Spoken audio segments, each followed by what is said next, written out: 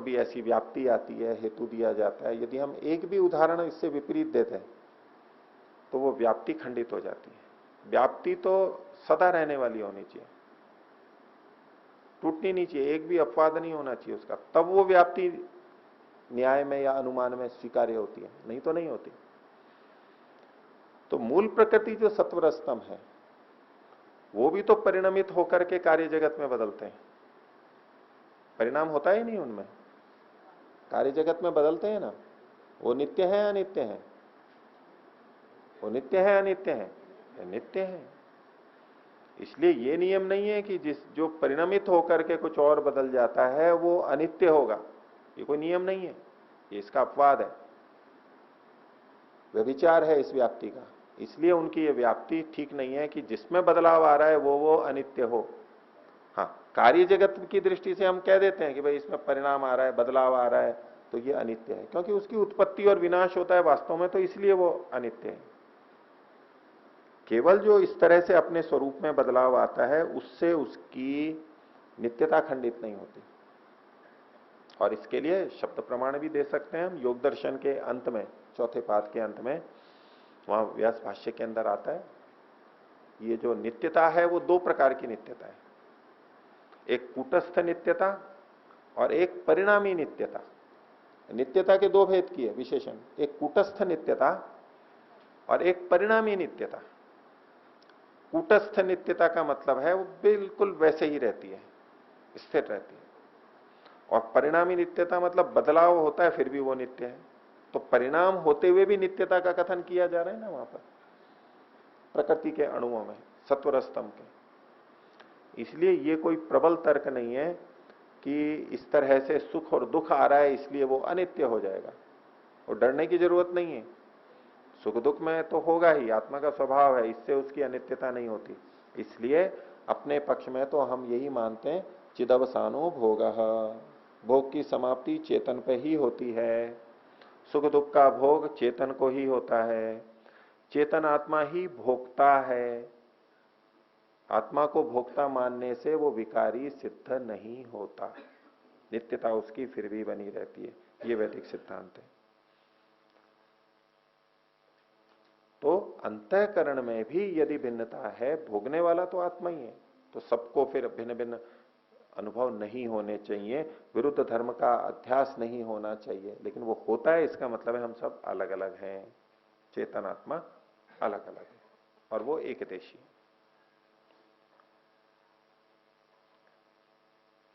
तो ये जो 153वां सूत्र हम देख रहे थे, इसके बाद में ये जो पूर्व पक्षी ने बात रखी कि असंगो ही अयम पुरुष है, अब वो शब्द प्रमाण को ले आया कि एक ही वचन यहां पर है, असंगः अयम पुरुष है, तीन शब्द हैं यहां पर, एक वचन में कहे गए। इससे तो सिद्ध होता है कि आत्मा एक ही होता है, बहुत्व नहीं है आत्माओं का। तो इसका उत्तर 154वें सूत्र में सिद्धांति दे रहा है। बोलिए। न अद्वैत श्रुति विरोधो जाति परत्वात्। ये जो अद्वैत की श्रुति है, अद्वैत की श्रुति का मतलब है जहां दो नहीं हो यानी एक ही हो, एक वचन वाली जो श्रुति है, असंगो ही अयम पुरुष है, ये जो एक वचन वाली श्रुति है यानी अद्वैत की श्रुति है, इससे विरोध नहीं हो रहा है।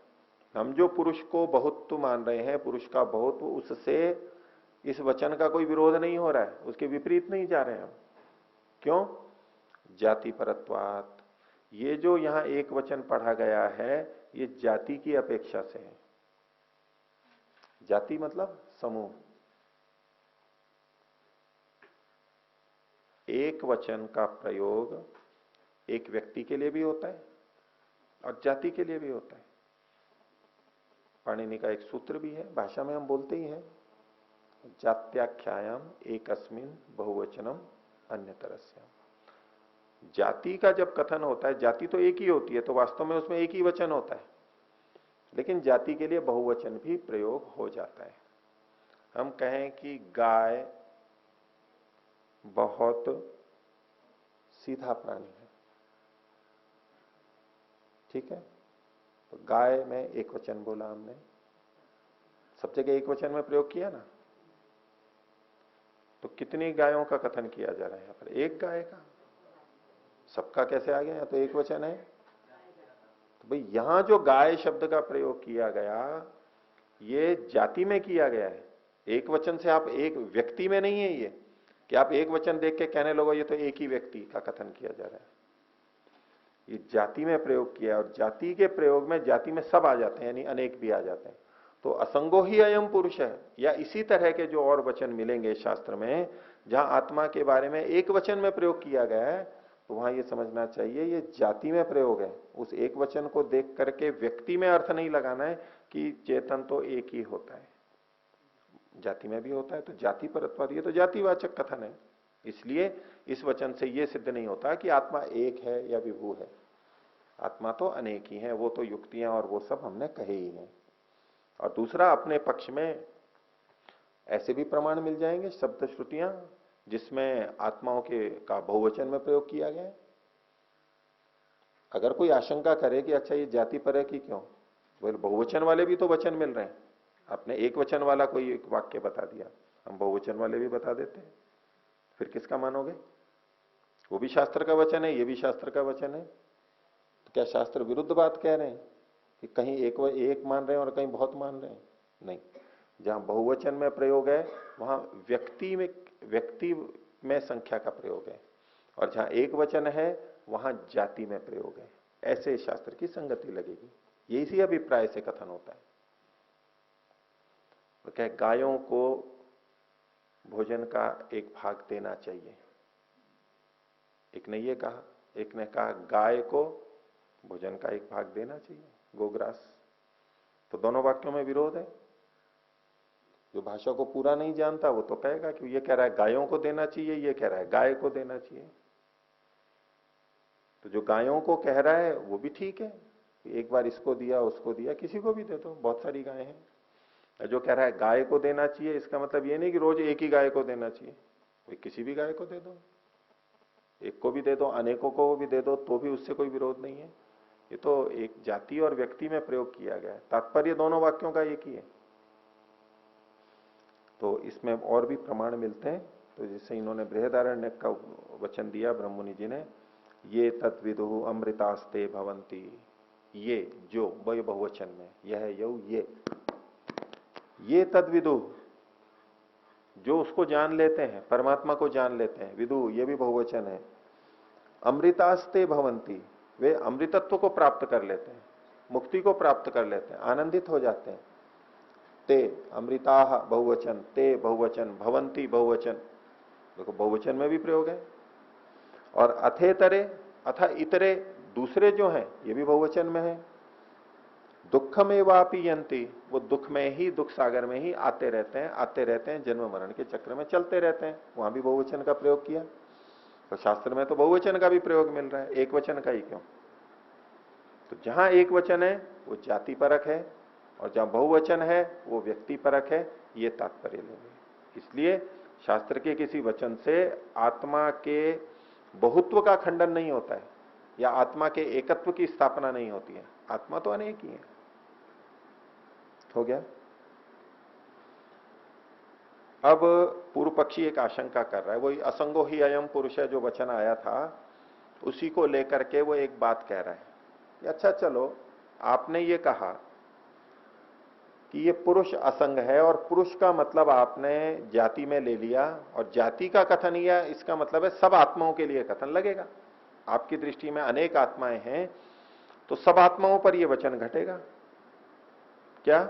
असंगो ही अयम पुरुष, ये पुरुष यानी जितनी भी आत्माएं हैं वो कैसी हैं? असंग हैं, आसक्ति से रहित हैं। तो बोले सब आत्माएं तो नहीं देखी जाती हैं ऐसी, संग युक्त भी रहती है ना आत्माएं।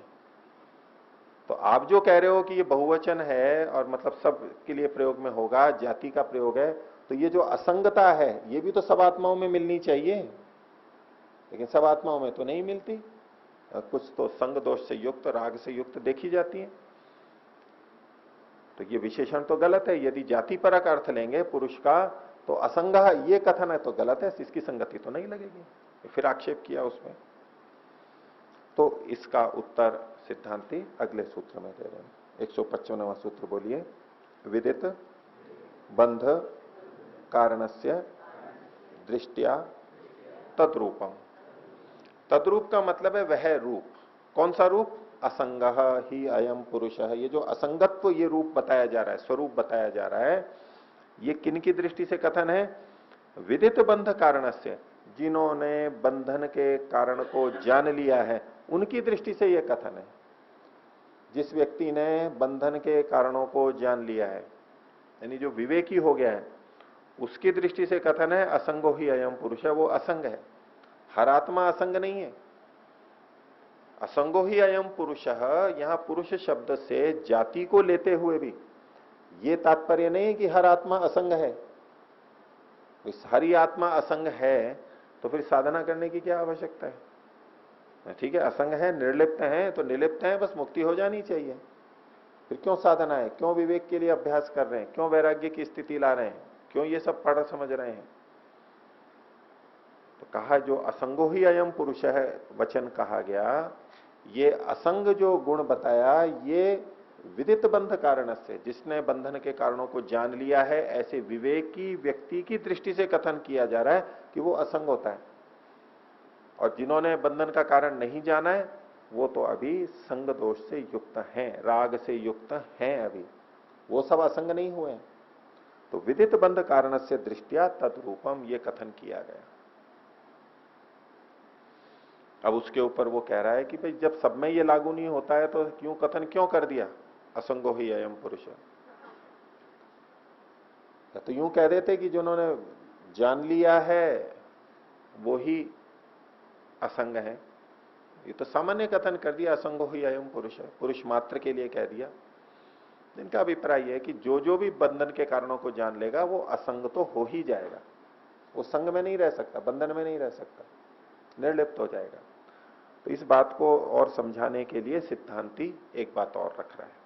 156वां सूत्र बोलेंगे, न अंधा दृष्टिया चक्षुष्मताम अनुपलम्भ, न अंध अदृष्टिया। अंधा व्यक्ति होता है जो देख नहीं सकता है, नेत्र उसके ठीक नहीं है, उसकी अदृष्टि के कारण से, चूंकि अंधा व्यक्ति देख नहीं सकता है, इस दृष्टि से न चक्षुष्मताम अनुपलम्भ, जिनकी आंखें हैं उनको भी दिखाई नहीं देता, ऐसा तो नहीं कहेंगे। है तो दोनों मनुष्य। नेत्र विहीन या अंधा व्यक्ति नहीं देख पा रहा है इसलिए कोई कहने लगे कि आंखों वाला या मनुष्य नहीं देख सकता, ये तो कोई कथन ठीक नहीं है। मनुष्य तो देख ही सकता है। तो ये जो असंगता है, ये असंगता आत्मा का धर्म है। आत्मा ऐसी स्थिति में रह सकता है। और जिन्होंने बंध कारण को नहीं जाना है वो ऐसे हैं जैसे अंधे की दृष्टि, अंधे होते हैं जो देख नहीं पा रहे। तो ये जो कथन है असंगो ही अयम पुरुष है, वो ऐसा है जैसे कि आंख वालों की दृष्टि से कथन है कि आंख वाले देख पाते हैं, ठोकर से बच जाते हैं, दुख से बच जाते हैं, ऐसा ये कथन है। तो भले ही कुछ व्यक्ति नहीं देख पाते, कुछ देख पाते हैं, लेकिन फिर भी सामान्य रूप से यही कहा जाएगा कि मनुष्य देख सकता है। तो कोई व्यक्ति संग दोष से युक्त है, कोई असंग है, फिर भी यही कहा जाएगा कि ये पुरुष है, ये असंग है, ये बंधन से रहित है। बंधन से रहित ये हो सकता है, उसी तरफ हमारे को ले जाना है इसको, इसलिए असंगो ही अयम पुरुष है कहा गया। तो इस प्रकार आत्मा एक नहीं अनेक है। अब इसकी पुष्टि में और बात रख रहे हैं, 157वां सूत्र बोलिए, वाम देवादि मुक्तो न अद्वैतम। बोले न अद्वैतम, अद्वैत नहीं है, अद्वैत का निषेध कर रहे हैं। अद्वैत का मतलब है केवल एक ही चेतन है और कुछ नहीं है, एक ही चेतन है सब में। तो बोले ये जो अद्वैत है यानी एक ही चेतन है, ये बात ठीक नहीं है। क्यों नहीं है? तो बोले वामदेव आदि मुक्तः। वामदेव एक ऋषि हुए हैं, जीवन मुक्त व्यक्ति जो कि मुक्ति में जा चुके हैं।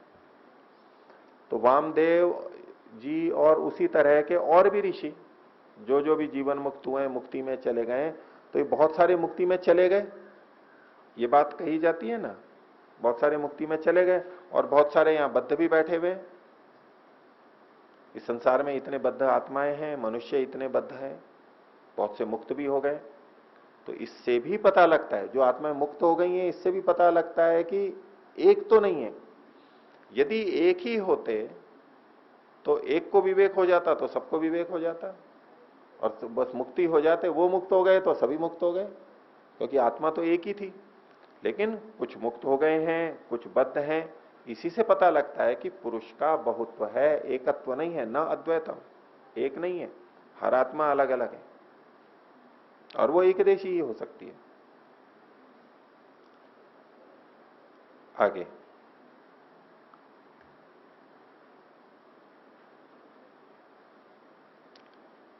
158वां सूत्र बोलेंगे, अनादौ अद्य यावत अभावात भविष्यत अपि एवं।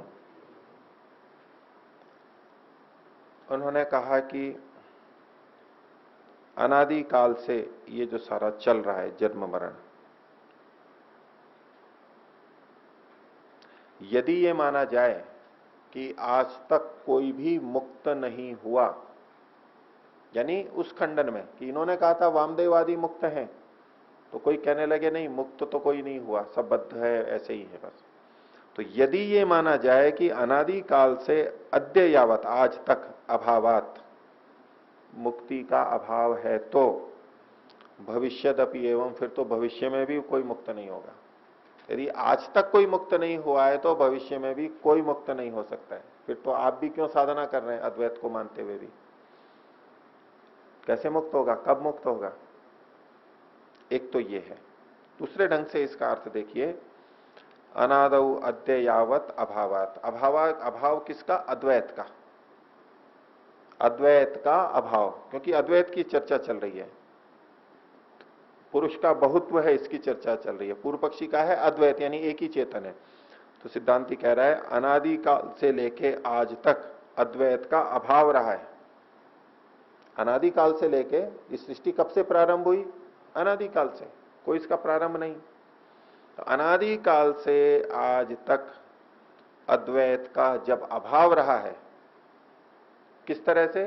कोई मुक्त है, कोई बद्ध है, कोई सुखी है, कोई दुखी है, ये जो पीछे सिद्ध किया सारा। तो भविष्यत अपि एवं, भविष्य में भी ऐसा ही होगा, अद्वैत का अभाव ही रहेगा। कभी ऐसा नहीं होगा कि सब मिलकर के एक हो जाएंगे, एक ही आत्मा रह जाएगी, ऐसा भविष्य में भी नहीं हो सकता है। आज तक नहीं हुआ है, ना भविष्य में होगा। आज तक नहीं हुआ है, यही अपने आप में बहुत बड़ा प्रमाण है, अनादि काल से चल रहा है, कि भविष्य में भी कभी ये एक नहीं हो सकता है, सब अलग अलग ही है। तो अनादौ अद्य यावत अभावात भविष्यदपि एवं। और अपनी बात की पुष्टि के लिए सिद्धांति बात रख रहा है। पीछे एक बार प्रसंग में मैंने इसका उल्लेख भी किया था कि यदि वो उस प्रसंग में था कि मुक्ति में आत्मा चली गई और मुक्ति में ही रह गई, लौट करके नहीं आती है, तो ये संसार समाप्त हो जाना चाहिए था अब तक। तो उस प्रसंग में कह रहे हैं कि इनका ये कहना था कि भाई मान लो आत्मा मुक्त हो गई, कुछ वामदेवादी मुक्त हो गए, कुछ अभी साधना कर रहे हैं वो मुक्त हो जाएंगे, आप बाद में और मुक्त हो जाएंगे। तो ऐसे अगर आत्माएं आप अलग अलग मानोगे और मुक्ति में जाना उनका मानोगे, तो ये तो सारा समाप्त हो जाएगा। बल्कि अभी तक हो जाना चाहिए था, चलो अभी तक नहीं हुआ तो आगे तो ये समाप्त हो जाएगा पूरा, मुक्ति से लौटने की तो बात आएगी नहीं। तो उसके लिए उत्तर दे रहे हैं 159वां सूत्र, बोलिए, इदानीम इव सर्वत्र न अत्यंतोच्छेद।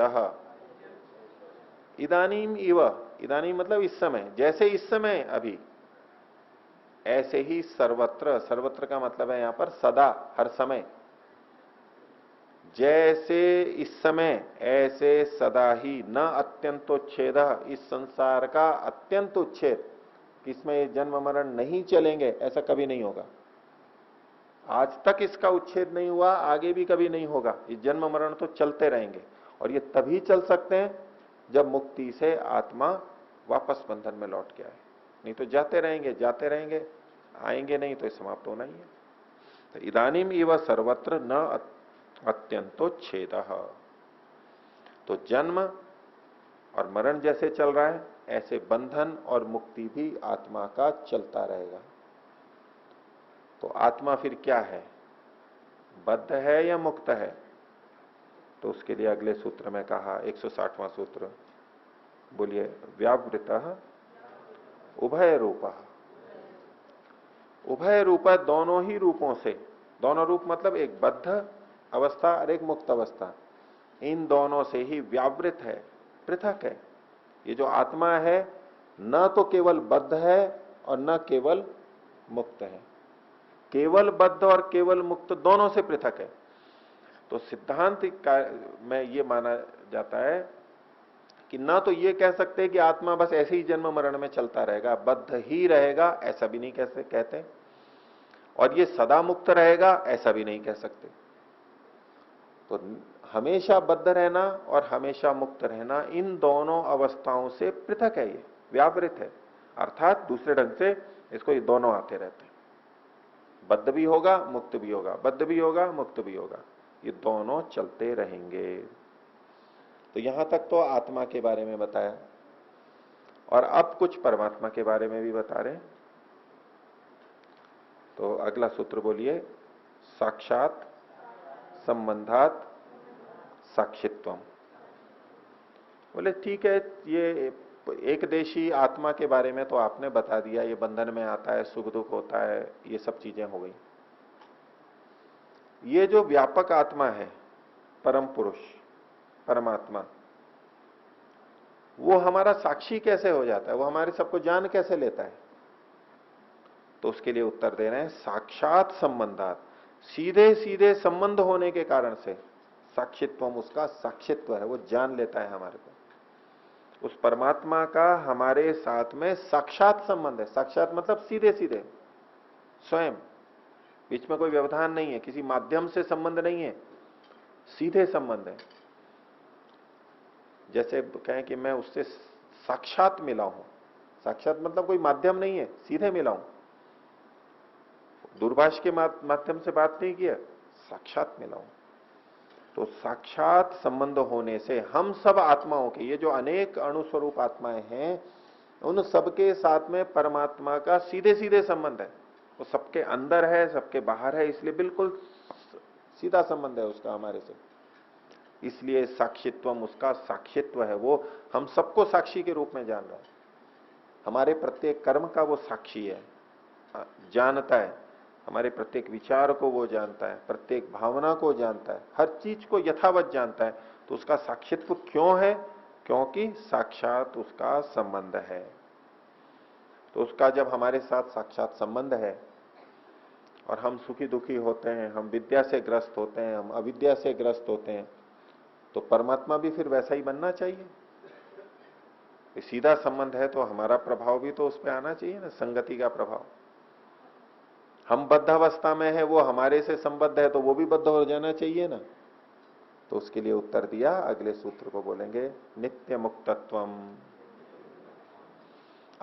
परमात्मा का तो नित्य मुक्तत्व है, वो नित्य ही मुक्त रहता है। आत्माओं का क्या है? 160वें सूत्र में कहा, व्यावृतो उभय रूपः। आत्मा तो नित्य मुक्तता और नित्य बद्धता दोनों से अलग है, यानी दोनों होते रहते हैं उसको। न दोनों से अलग है मतलब न तो बद्ध होता है न मुक्त होता है, ये तात्पर्य नहीं। मात्र बंधन नहीं होता और मात्र बद्धावस्था में रहे, ये भी नहीं है, और मात्र मुक्त रहे, ऐसा भी नहीं है। न तो नित्य बद्ध है न नित्य मुक्त है, इन दोनों से पृथक है, यानी दोनों होते हैं उसको। लेकिन परमात्मा कैसा है? नित्य मुक्तत्वम, उसका तो नित्य मुक्तत्व, वो सदा मुक्त है। इसलिए उसका साक्षित्व होते हुए भी, हमारे से संबद्ध होते हुए भी, वो उससे लिप्त नहीं होता है कुछ भी। हम जैसे किसी से संपर्क रखते हैं तो हम उससे जुड़ जाते हैं, उसके कारण हम सुखी दुखी होते हैं। जो दूसरों के सुख दुख से सुखी दुखी होता है वो सहृदय कहलाता है या कठोर हृदय कहलाता है? सहृदय कहलाता है। और धार्मिक व्यक्ति को कैसा होना चाहिए? सहृदय या कठोर हृदय? दोनों बोल रहे हैं आप लोग, कुछ कोई कठोर हृदय बोल रहा है। जो कठोर हृदय है वो धार्मिक कहां से बनेगा?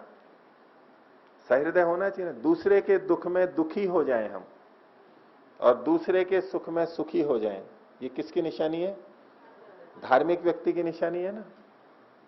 नहीं सुना अभी तक? सुना है ना, खूब सुना है ना।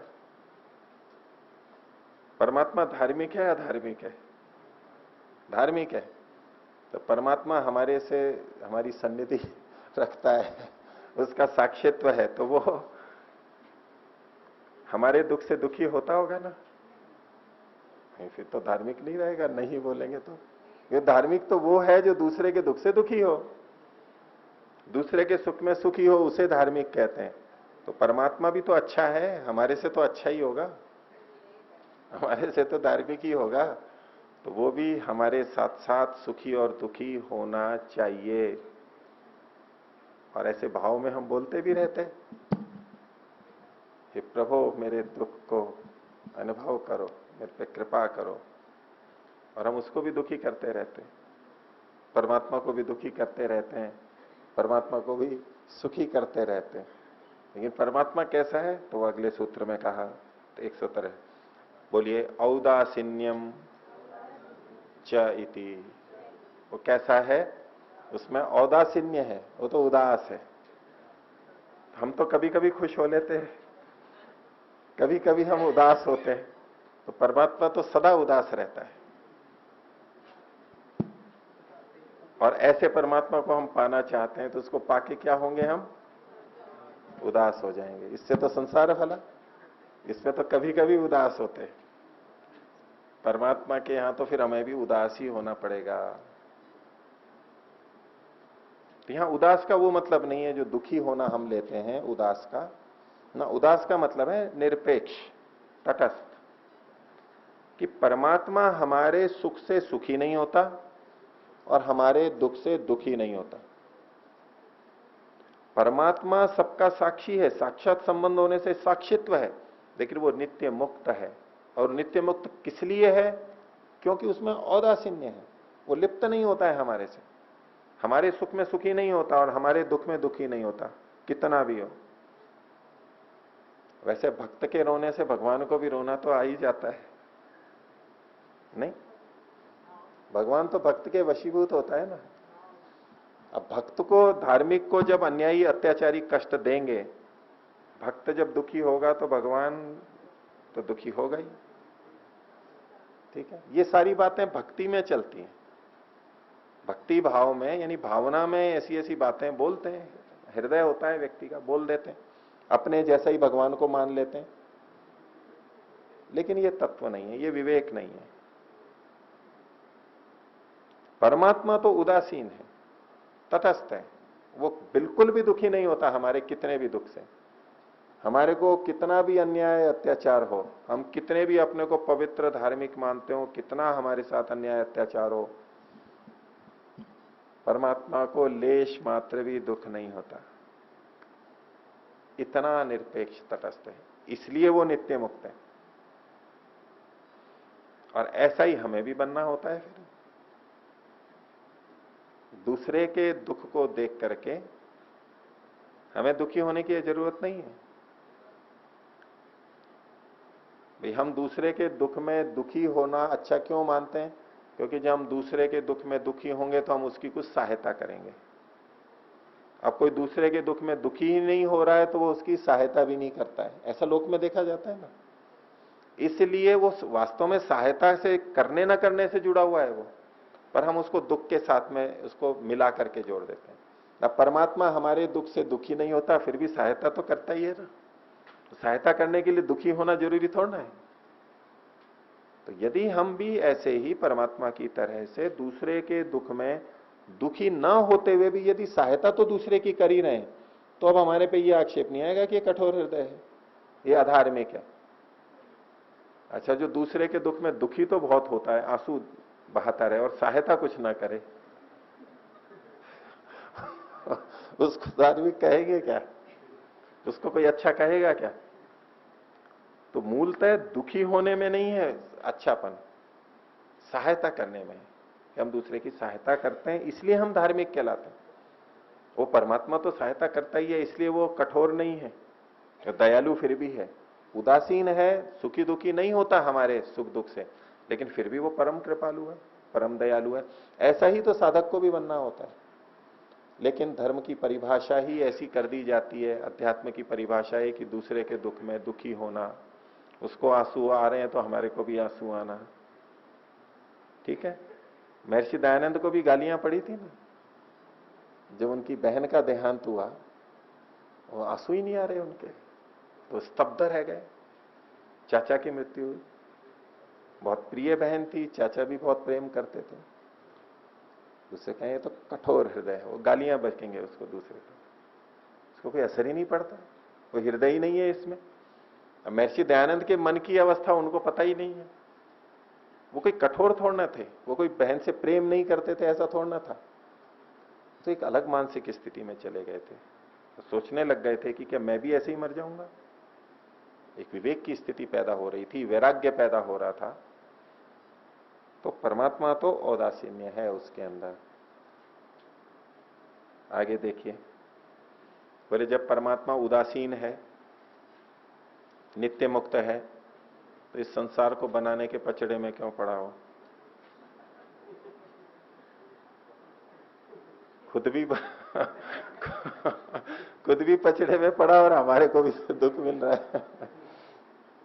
वो कह रहे थे मुरी जी, क्यों बना दिया उसने? दुनिया बनाने वाले, क्या तेरे मन में समाई? काहे को दुनिया बनाई?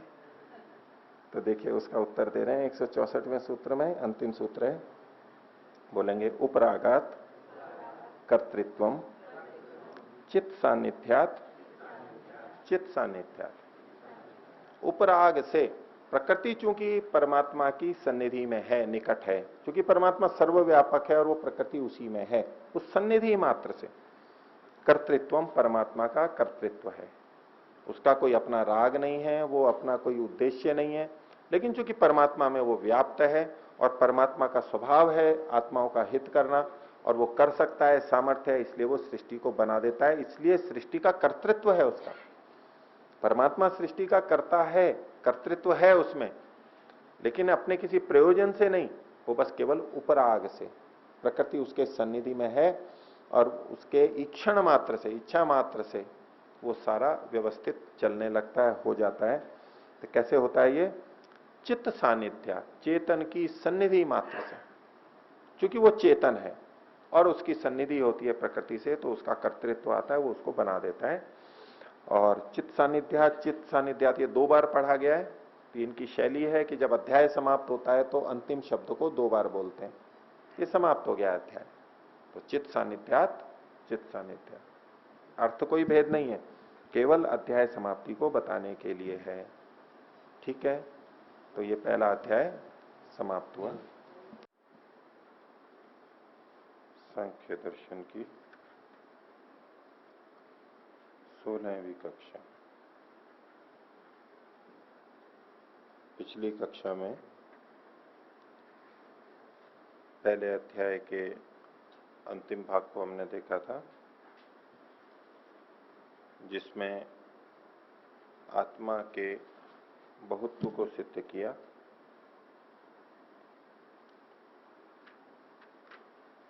और ये संसार इसी प्रकार आगे भी चलता रहेगा। बहुत सी आत्माएं मुक्त हो गईं, कुछ आगे होंगी, लेकिन फिर भी ये संसार समाप्त नहीं होगा।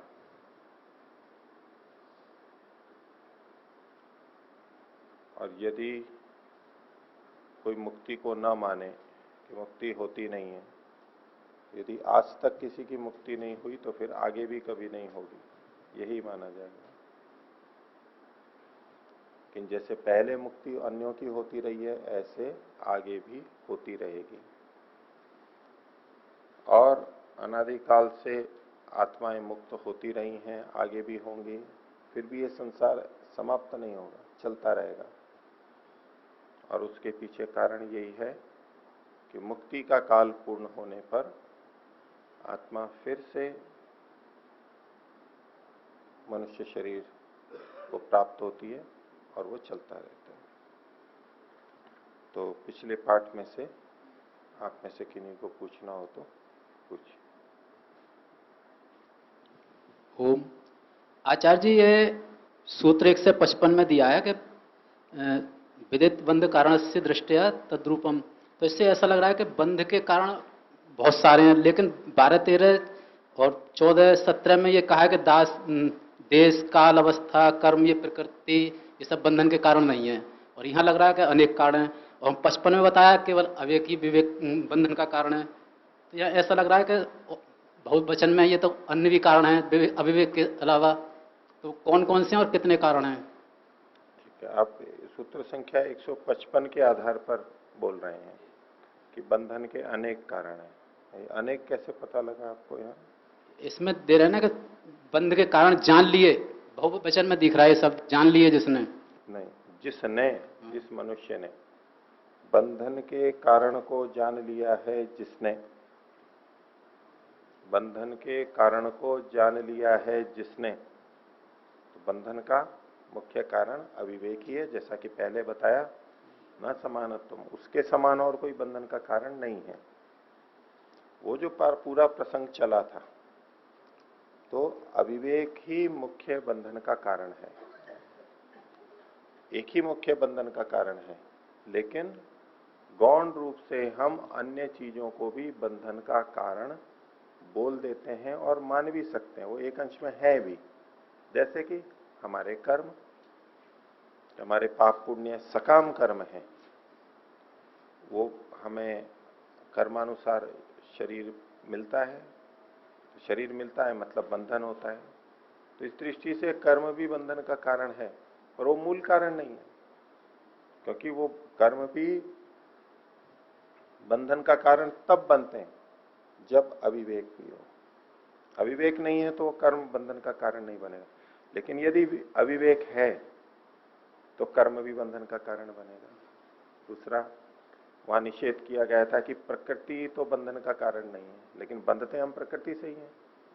वहां निषेध तो किया गया था, और मूल कारण की दृष्टि से निषेध था। अगर प्रकृति नहीं हो तो किससे बंधन होगा हमारा?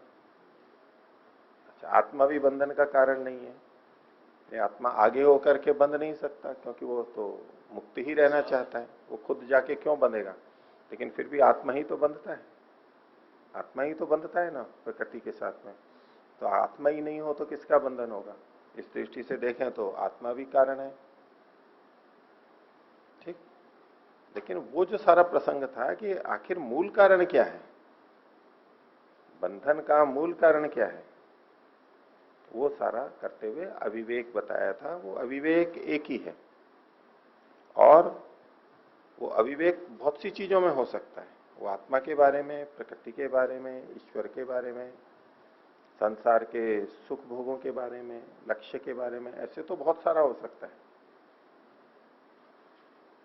लेकिन एक शब्द में कहें तो अविवेक है, ये मिथ्या ज्ञान है। तो एक ही मुख्य बंधन का कारण है। माता जी, प्रार्थना है, पास में रखिए। ये प्रार्थना है कि आप कह रहे थे कि 15 या 20 क्वेश्चन आएंगे, छोटे या बड़े, पेपर में। तो अगर 30-35 क्वेश्चन आप दोहरा दें, सुन लें किसी से, किसी को आते हों बाद में, तो जिनको नहीं आते बाद तो वो में समझ लेंगे। हाँ, कुछ पूछना है तो पूछिए। ये आपने 4-5 सूत्रों को, जो अंत के सूत्र है, उसमें आपने ईश्वर को इसमें कहा कि ईश्वर के बारे में है। तो इसमें पुस्तक में कहीं ऐसा उल्लेख नहीं आ रहा कि ये आत्मा के साथ ही जोड़ रहा है इन सारे परमात्मा के सूत्रों साथ को। ही जुड़ रहे हैं। हाँ, इसकी इन सूत्रों की दो तरह से व्याख्या की जाती है। तो उदयवीर जी ने, आनंद प्रकाश जी ने, ये जो इसमें ईश्वर का कहीं साक्षात उल्लेख नहीं। संबंधात साक्षित्वम नित्य मुक्तत्वम, इसकी आत्मा परक व्याख्या की है, ईश्वर परक व्याख्या नहीं की है। यही कहना चाह रहे हैं ना? हाँ, ब्रह्ममुनि जी ने इन सूत्रों की ईश्वर परक व्याख्या की है, और जो कि मैंने आपके सामने उसके अनुसार रखी है। तो ईश्वर परक अधिक संगत लगती है। यदि आत्मा परक घटाना चाहें तो ठीक है, आत्मा परक भी घटेगी, जैसा कि इन लोगों ने किया है। आत्मा का प्रसंग चल रहा था पीछे, तो उसी प्रसंग में वो उन सूत्रों को भी आत्मा परक ही मानते हैं। लेकिन चूंकि परमात्मा का भी बीच बीच में प्रसंग आया है, आत्मा के बारे में काफी हो गया, तो अब अंत में जो परम पुरुष है उसके बारे में बताया। दोनों तरह से व्याख्याएं होती हैं। अन्य कोई दीजिए, और अगले हों उनको पुरुषों में उधर दीजिए।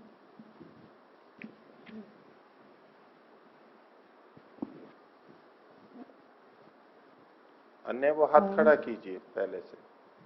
आचार्य जी, अगर हम उसकी आत्मा परक व्याख्या करते हैं तो उसमें जो कुछ लक्षण जैसे कि नित्य मुक्त स्वभाव, तो आत्मा तो फिर सिर्फ मुक्त नहीं है, बद्ध भी दोनों होता है, तो थोड़ा सा अंतर आ जाएगा ना व्याख्या में।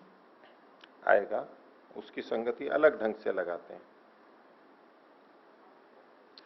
उस समय ऐसी स्थिति में 160वें सूत्र का भी अर्थ भिन्न ढंग से करते हैं वो। फिर पीछे जो कहा 159 में इदानीम इव सर्वत्र न अत्यंतो छेद, यानी ये कार्य जगत चलता रहेगा, तो व्यावृत उभय रूप, उसको प्रकृति परक लोग लगा देते हैं फिर कि इसमें कार्य जगत भी बनता है, मूल प्रकृति भी रहती है, दोनों ही रूप होते रहते हैं। और नित्य मुक्तत्वम ये आत्मा के बारे में घटाते हैं जी। और आत्मा का साक्षित्व कैसे है, आत्मा इस शरीर का, बुद्धि का कैसे साक्षी रहता है।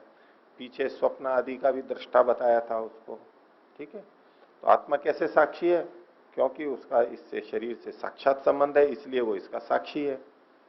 आत्मा शरीर का साक्षी है? हाँ, अंतःकरण का साक्षी है, मन का साक्षी है, अनुभव करता है ना।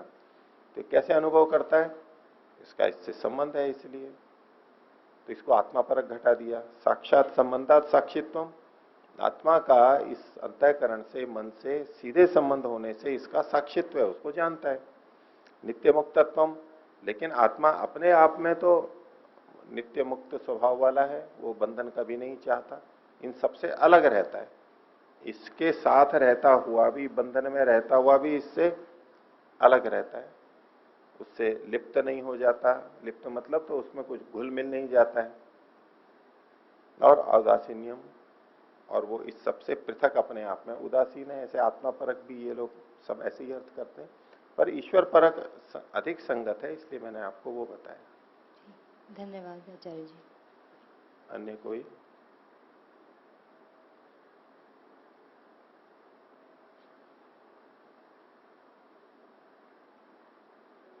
नहीं, तो इसकी समाप्ति करेंगे, फिर नहीं पूछना।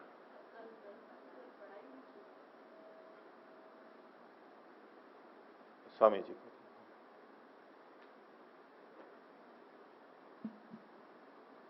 आचार्य जी 162 सूक्त को थोड़ा फिर से समझाइए। 162 की जो बात अभी बात हो रही है, नित्य थोड़ा और खोलें। नित्य मुक्तत्व। हाँ जी, हाँ जी, ये परमात्मा परक मानेंगे तो आत्मा तो कभी बंधन में आता है, कभी मुक्त होता है। केवल बंधन हो ऐसा आत्मा का नहीं रहता, केवल मुक्त हो ऐसा भी नहीं रहता। 160वें में का व्यावृतो भय रूप, वो दोनों रूपों से यानी एक एक से पृथक है, अर्थात दोनों ही उसको होते रहते हैं। अब जब 62वें सूत्र में नित्य मुक्तत्व कहा, ये परमात्मा के लिए कहा। परमात्मा तो नित्य ही मुक्त है, वो कभी भी बंधन में नहीं आता। बहुत से लोग परमात्मा को भी बंधन में आना मानते हैं, जैसे अवतारवाद है। अवतारवाद में क्या होता है, यही तो मानते हैं कि परमात्मा जन्म लेता है, शरीर को धारण करता है।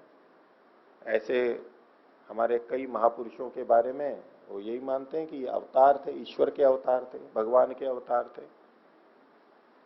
अवतार का मतलब होता है अवतरण, यूं जो उतरते हैं ना, जैसे नदी में उतरते हैं, अवतरण। जैसे मंच के ऊपर कलाकार अवतरित होता है, अवतरण हुआ, ऐसे अचानक जैसे आ जाता है ना ऊपर से, मैं उसको अवतार, अवतरित होना, अवतार, अवतरण ये बोलते हैं। अवतार वो हुआ जो वैसे तो परमात्मा बंधन से रहित था, लेकिन जब शरीर में आ गया तो ये नीचे आ गया ना, एक शरीर में आ गया, तो इसको अवतार कहते हैं। वो कहते हैं कि जब जब धर्म की ग्लानि होगी, वो परमात्मा के मुख से बुलवाते हैं, यदा यदा ही धर्मस्य ग्लानिर्भवति भारत अभ्युत्थानम अधर्मस्य तदात्मानं सृजाम्यहम् परित्राणाय साधूनां विनाशाय च दुष्कृताम धर्म संस्थापनार्थाय संभवामि युगे युगे। इसको किसकी तरफ से कहलवाते हैं? वैसे तो श्री कृष्ण की तरफ से कहलाते हैं, और श्री कृष्ण को वो भगवान मानते हैं, कि वो साक्षात भगवान थे, इसी तरह के वर्णन होते हैं, ऐसे ही प्रस्तुत करते हैं। तो वो लोग परमात्मा को बंधन में आने वाला भी मानते हैं। ये वेद विरुद्ध है, ये सिद्धांत विरुद्ध है। परमात्मा सर्वव्यापक है और उसको बंधन में आने की कोई आवश्यकता नहीं है। इसको तो कहते हैं नित्य मुक्तत्वम, उसका तो नित्य मुक्तत्व है, वो कभी बंधन में आता ही नहीं है। और वेद भी इसका प्रमाण है। यजुर्वेद 40वें अध्याय में सपर्यगात शुक्रम अकायम, वो शरीर से रहित है, वो शरीर में आता ही नहीं है। ये हमारे महापुरुष थे, ये भी एक आत्मा थे, उनकी भी अपनी यात्रा चल रही थी, उनमें विशेष गुण थे, इसलिए हम उनको पूछते हैं। वो हमारे आदर्श थे, प्रेरक थे, धर्म की उन्होंने स्थापना की, वो आत्मा के रूप में उनका मानना ठीक है, लेकिन परमात्मा आए ये तो ठीक नहीं है। परमात्मा को किसी एक दुष्ट को मारने के लिए या कुछ दुष्टों को मारने के लिए शरीर में आने की क्या आवश्यकता है? वो तो वैसे भी मार सकता है, उसको सब कुछ उसके हाथ में। उसको ऐसा निष्क्रिय कर दे, मूर्छित कर दे, क्या करेगा वो? बिना जेल के भी जेल में, हाथ पैर ना चले, लकवा हो जाए, बिना बंधन के भी बंधन में, कुछ चल नहीं सकता, उठ नहीं सकता। और वैसे भी शरीर से छुड़ाना हो तो वो तो कभी भी छुड़ा सकता है। उस परमात्मा के आगे कोई एक दुष्ट व्यक्ति चाहे कितना भी बड़ा हो, बलवान हो, उसका कोई अस्तित्व ही नहीं है। क्या औकात है उसकी? कुछ भी कर सकता है। इतने बड़े ब्रह्मांड को, लोक लोकांतरों को बनाने वाला, उसके सामने एक मनुष्य कुछ भी नहीं है। और उसके लिए यहां आएगा तो बाकी सब, बाकी फिर तो पहली बात तो जो सर्वव्यापक है वो एक शरीर में आ ही नहीं सकता है, ये सब जगह से सिमट के वहां आगे अवतार है। नित्य मुक्तत्व, नित्य मुक्तत्व है। और यदा यदा ही धर्मस्य ग्लानिर्भवति, आज नहीं हो रही है क्या ग्लानि? आज धर्म की ग्लानि नहीं हो रही है क्या? एक से एक बढ़कर के अत्याचारी पापी नहीं होते हैं क्या? होते हैं।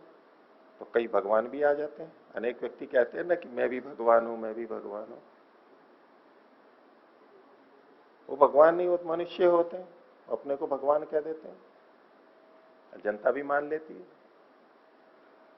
तो परमात्मा का तो नित्य मुक्तत्व है, वो बंधन में आता ही नहीं है, बंधन से रहित है। नित्य मुक्त का मतलब ही यही है। यदि वो शरीर में बंधन में कभी भी आ गया, भले ही धर्म की ग्लानि हो रही हो तब, और सज्जनों की रक्षा के लिए, तब भी बंधन में तो आ गया, नित्य मुक्त तो नहीं रहा, लेकिन वो नित्य मुक्त है। जी आचार्य जी, इसमें मेरा कोई शंका नहीं है जो आप जवाब दे रहे हैं जी। ईश्वर तो नित्य मुक्त ठीक है, लेकिन यह आत्मा परक अर्थ किया जा रहा है, तो आत्मा कैसे नित्य मुक्त है? तो स्वामी जी, मैंने तो ईश्वर परक ही अर्थ किया था। जहां आत्मा परक है, इसमें जो पुस्तक हमारे हाथ में है जी, तो उसमें आत्मा परक, उसको थोड़ा समझे जी। उन्होंने ऐसी व्याख्या की है, अगर वो मेरे को बिल्कुल संगत लगती तो मैं वही कर देता। तो ये मैंने उसको छोड़ा ही इसीलिए है कि ये उतना संगत वैसे नहीं है। अच्छा, मेरे को इसलिए शंका लग रही है उसमें। ऐसा होता है, बहुत से सूत्रों में अलग अलग व्याख्याकार अलग अलग ढंग से करते हैं, और अगर उसको नित्य मुक्त करते हैं तो वो फिर अपने कुछ तर्क देते हैं। वो इस रूप में है कि आत्मा, अब मुक्ति का मतलब अलग ले लेंगे, शरीर के बंधन में आता है वो नहीं लेंगे भाई। आत्मा, वो कहेंगे कि देखिए इन्होंने क्या व्याख्या की है, नित्य मुक्त होना आत्मा का स्वरूप है। आत्मा प्रकृति से सदा पृथक त्रिगुणातीत है। ठीक है। अब ये मुक्त का मतलब ले लिया। अब जिस समय वो बंधन में आया आत्मा, उस समय भी त्रिगुणातीत तो है ही। सत्वर स्तंभ आत्मा में तो घुल मिल नहीं गए, जबकि प्रसंग तो बंधन का ये था कि शरीर में आना ना आना, बंधन तो वो था। अब जब इसको नित्य मुक्त कहा तो अब नित्य मुक्त कैसे सिद्ध करेंगे? बंधन में तो आ ही रहा है, बंधन में तो है ही, इसीलिए सारी चर्चा चल रही है। तो अब वो नित्य मुक्त तत्व कहां दिखा दिया कि आत्मा प्रकृति से सदा पृथक यानी त्रिगुणातीत है, इस रूप में व्याख्या कर दी। तो ये तो ठीक है, आत्मा अपने आप में गुणातीत है, बस उसको कह दिया। लेकिन आत्मा गुणातीत है, इनसे सबसे अलग है, पृथ्वी है, प्रकृति बिल्कुल अलग है, ये सब ठीक है जी। लेकिन नित्य मुक्त कैसे कह रहे हैं? नित्य तो नहीं है, आप तो पंत है हम। क्योंकि तीनों गुणों से हमेशा पृथक है आत्मा। ये तो इनकी तरफ से बोल रहा हूं मैं अभी, मेरा पक्ष नहीं है ये। आप पूछ रहे तो मैं इनकी तरफ से बोल रहा हूं। आगे देखिए ये क्या लिखते हैं, यद्यपि अविवेक के कारण आत्मा का बंधन अमुक्तत्व कहा जाता है, तथापि बद्धावस्था में भी वह प्रकृति रूप नहीं हो जाता, पृथक ही बना रहता है। ये देखिए अपनी बात की पुष्टि कर रहे हैं कि जिसको हम बंधन कह रहे हैं शरीर में आ भी गया, लेकिन त्रिगुणों से तो वो हमेशा अलग ही रहता है। अभी एक नई व्याख्या हो गई। अब इस रूप में तो ठीक है, यूं तो नित्य मुक्त है ही।